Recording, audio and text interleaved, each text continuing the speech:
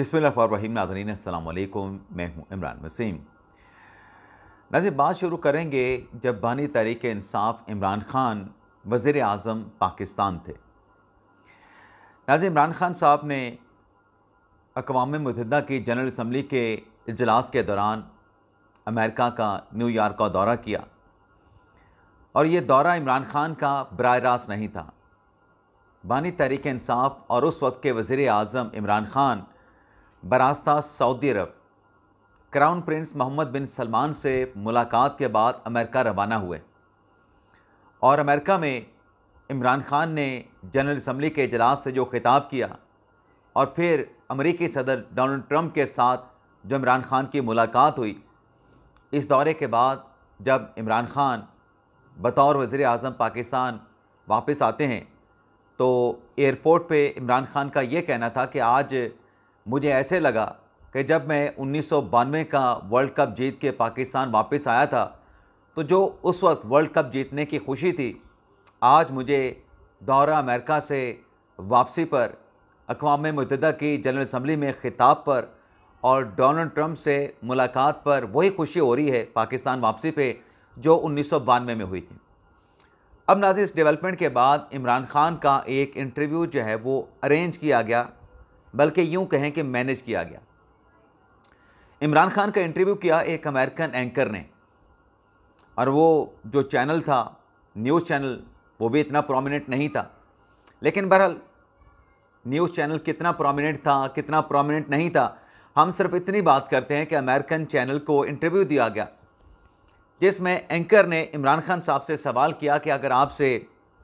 America ने पाकिस्तानी अड्डे मांगे तो क्या आप देंगे? तो इमरान ख़ान साहब का जवाब ये था कि एब्सोल्युटली नॉट। अब ये ख़ान साहब ने एब्सोल्युटली नॉट उस वक्त कहा जब अमेरिका की तरफ से अफ़गानिस्तान से इनख़ला की बातें की जा रही थी।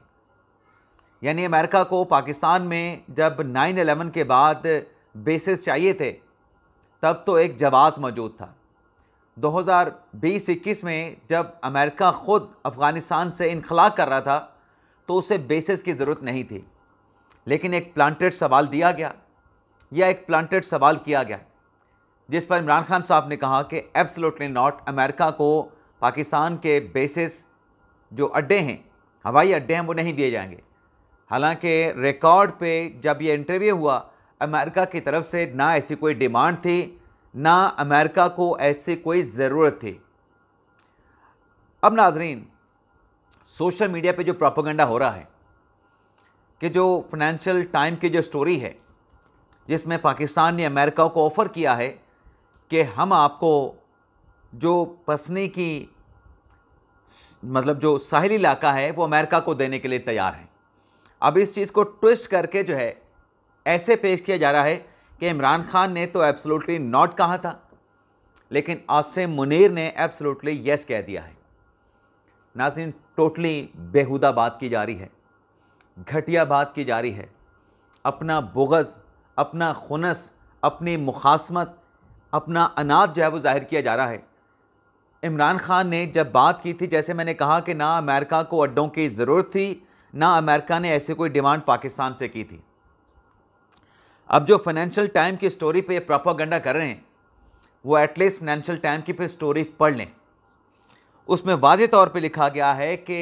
ये जो प्रपोज़ल है, पहले तो उस स्टोरी में भी कुछ झोल मौजूद हैं। आर्मी चीफ का कोई एडवाइज़र नहीं होता और कल जो सिक्योरिटी ज़राए से ख़बर सामने आई है उसमें यह वाज़े कर दिया गया है कि जो गवादर के इतराफ़ में, राइट या लेफ़्ट में जो साहिली पट्टी पाकिस्तान की मौजूद है उसमें बहुत ज़्यादा कमर्शियल बुनियादों पर बंदरगाह चलाने का पोटेंशियल मौजूद है। और अगर कमर्शियल बुनियादों पर पसनी या कोई और बंदरगाह चलाने की तजवीज़ है तो वो सिर्फ़ इस हद तक है कि जो दोस्त ममालिक या सरमायाकार, जो बैरूनी सरमायाकार हैं, जो पाकिस्तान में मादनियात के शोबे में इन्वेस्टमेंट करना चाहते हैं, उन्हें अपने ममालिक तक उन मादनियात को पहुंचाने के लिए ये जो पोर्ट है, जिसे तिजारती बंदरगाह के तौर पे, कमर्शियल सी पोर्ट के तौर पे इस्तेमाल किया जाएगा, इससे ज़्यादा इसका कोई मकसद नहीं होगा। और सिक्योरिटी किसी बैरूनी मुल्क के पास नहीं, जो सरमाया करने का मतलब जिन ममालिक के सरमायाकार होंगे उनके सपोर्ट इस कमर्शियल पोर्ट की सिक्योरिटी नहीं होगी। और इसका नाज़िर सबूत क्या है? अब चीन के साथ तो पाकिस्तान के दरीना ताल्लुकात हैं।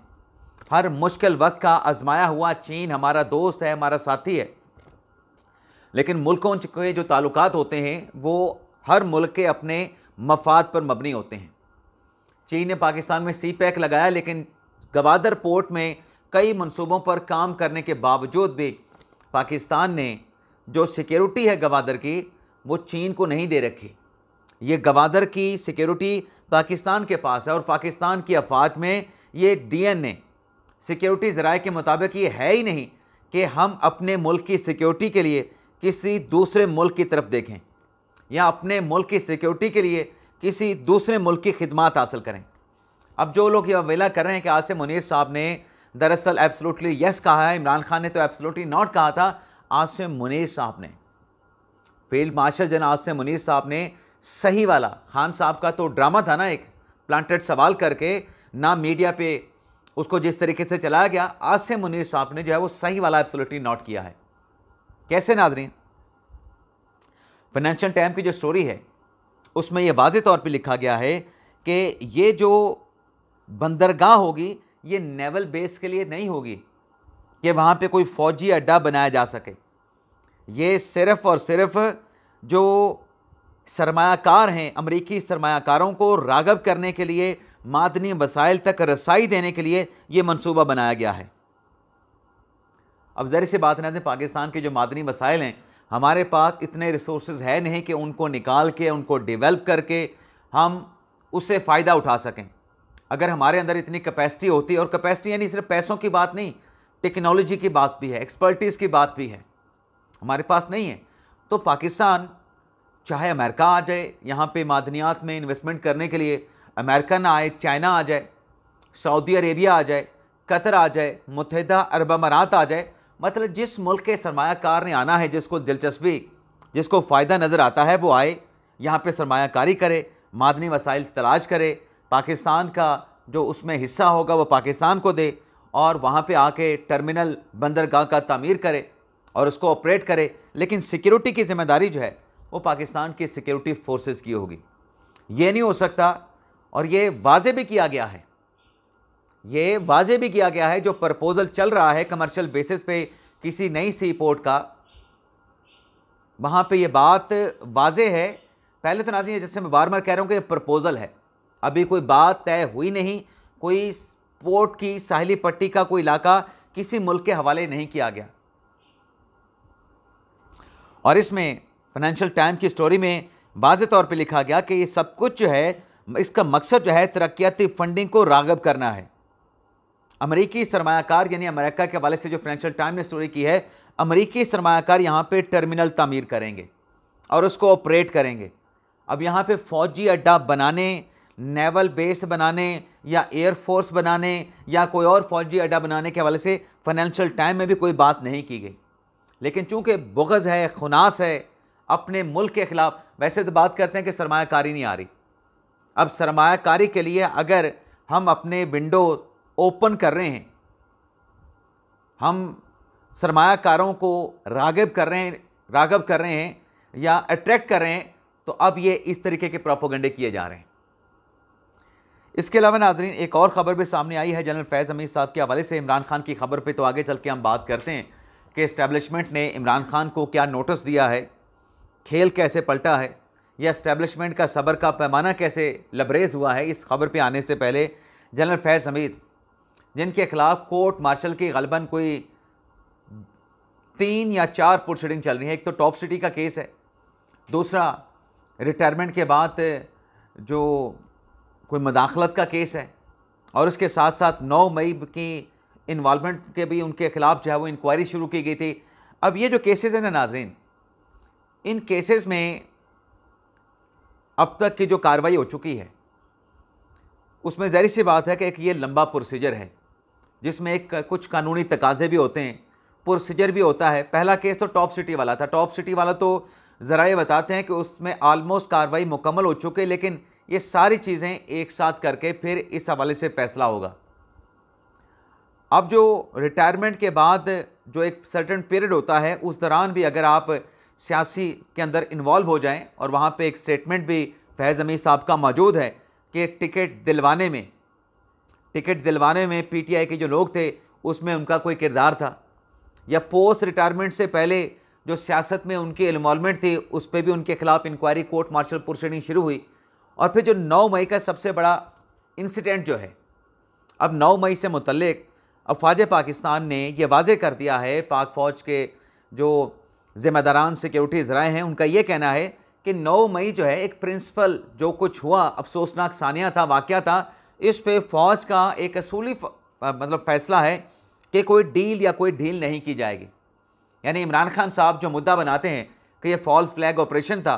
और इसमें सीसीटीवी फुटेज नहीं दी गई, उसमें ये नहीं किया गया, फ़लाँ नहीं किया गया, लेकिन जो बराह रास्त मुतासरा इदारा है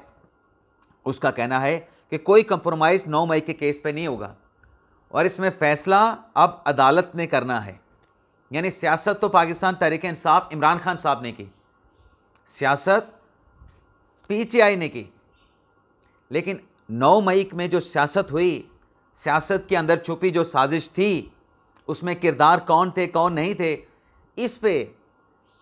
अफवाज पाकिस्तान का असूली फ़ैसला है और ज़राए का ये कहना है कि फ़ैसला अब इदारे ने नहीं, 9 मई का फ़ैसला ये अदालतों ने करना है।